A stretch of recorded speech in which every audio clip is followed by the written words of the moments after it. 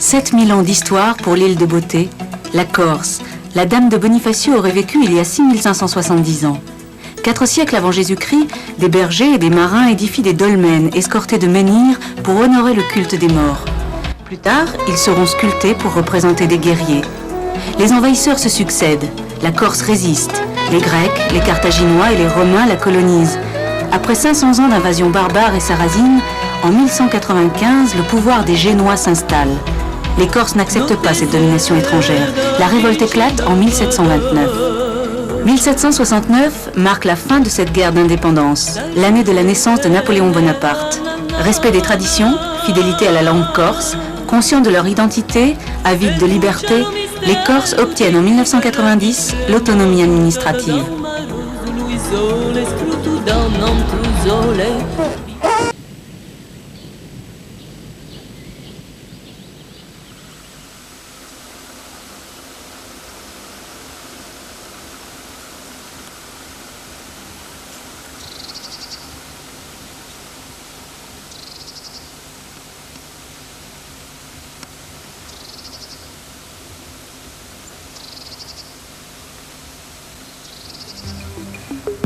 En complément des informations que vous proposera l'Agence du tourisme de Corse, ce petit livret « Sentiers et découvertes » est édité par l'Office de tourisme de Porto, dont le golfe est classé patrimoine naturel mondial par l'UNESCO.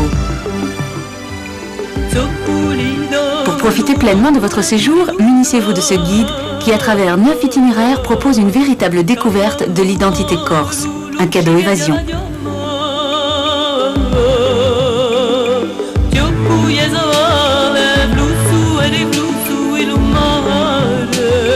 Vous pouvez faire cette promenade tout au long de l'année. Cependant, il faut savoir qu'en plein été, le maquis est brûlant et que l'air manque quelquefois dans les dénivelés.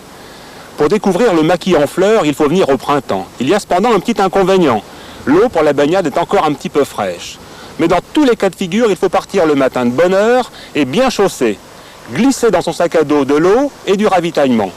Ah, j'allais oublier de vous dire, en Corse, il n'y a pas de serpents venimeux.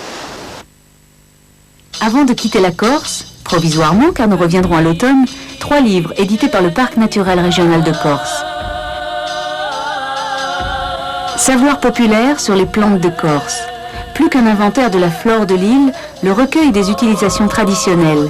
Le forbe, dont le lait est un poison mais soigne les verrues. La myrte, pour la liqueur ou parfumer la charcuterie. La bourrache en tisane pour les reins ou en fleurs dans l'omelette. Batraciens et reptiles de Corse, des animaux chers à Michel Huette, comme le lézard sicilien avec sa livrée verte, introduit récemment par l'homme sur l'île. Les mammifères en Corse, le mouflon qui vous demandera bonnes jambes et patience pour le surprendre dans la montagne.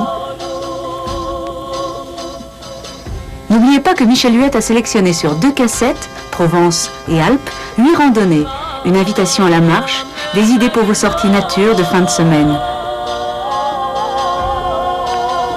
Vous avez 1 semaine à patienter pour retrouver Michel Huette dans un paysage différent, tout en vert, une aventure dans le Marais Poitevin. Profitez de cette attente pour nous écrire ou nous laisser un message sur le Minitel. À bientôt.